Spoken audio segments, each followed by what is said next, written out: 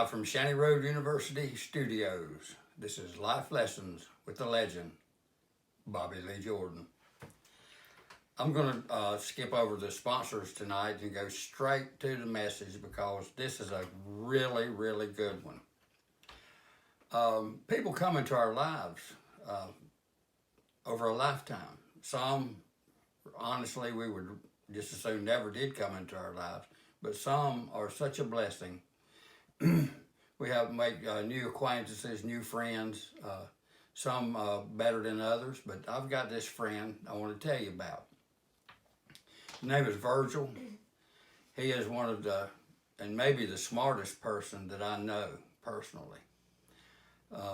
He moved down here from West Virginia, came into my life, and he is the funniest dude you'd ever want to know. But he's a serious guy too, and he is a tremendous, great writer.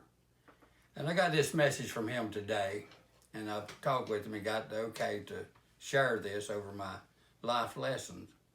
And I think it's a really good one. It's too good to pass up. So I'm going to have to read this off, and so you just bear with me while we get through this.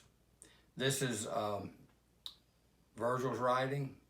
Many of you that watch my videos will know him.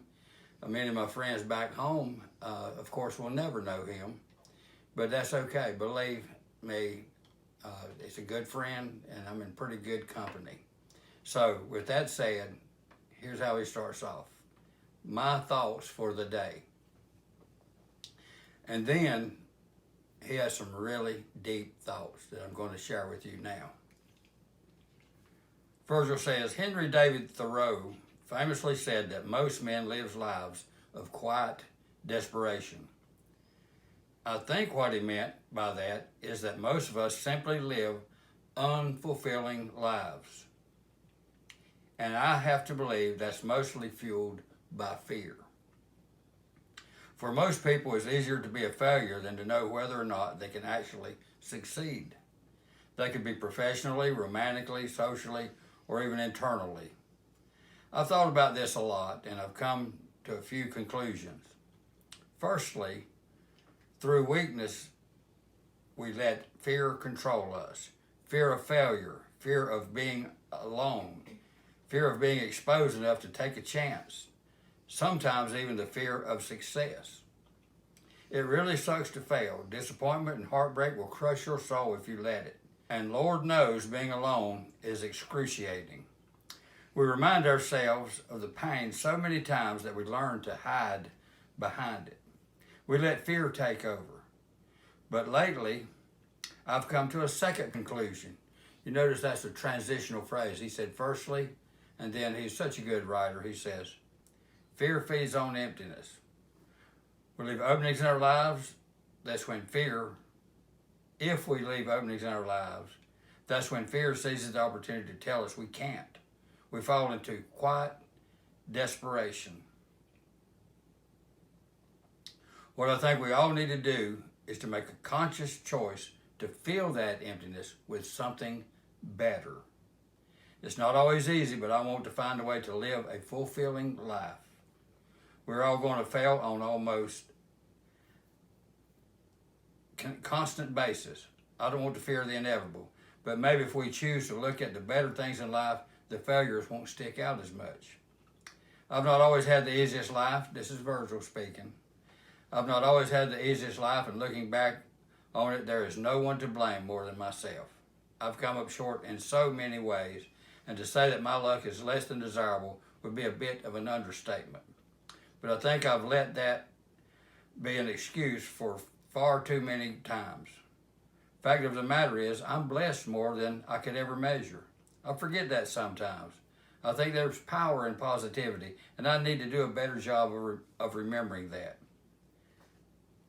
I am not naive enough to imagine there's going to make the bad things in life hurt any less, but maybe it will make it just a little easier to crawl out from behind that. Virgil goes on to say, I guess the overall point I'm trying to make is that instead of living in quiet desperation, overcome with fear, what if we filled our lives with the things we already have and let that lead us to the things we want?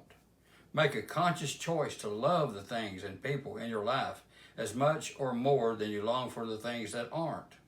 I want to take a little more time to appreciate the blessings I have, and perhaps more will come along. Choose to be kind, even when you probably shouldn't. Give love and charity, and for God's sake, choose to be at least to try to be happy, even if it's only momentarily available. Virgil says, what's the worst that could happen? I love that. Choose to be happy. Choose to be kind. I've talked on those themes for some time now, and I really believe that makes a difference in people's lives. We can make a conscious choice to be happy. No one's happiness is dependent on someone else. I believe and fully believe that my happiness is dependent on me and how I choose to have an attitude, a good attitude, a positive attitude, a negative attitude, a bad attitude. I want to thank Virgil so much for these words of enlightenment, encouragement. My life has been blessed from the knowledge of getting to know my dear friend Virgil. Does anybody have any questions? No questions, good. Let's all remember to be kind, love one another, and until I see you again, act like you got some sense.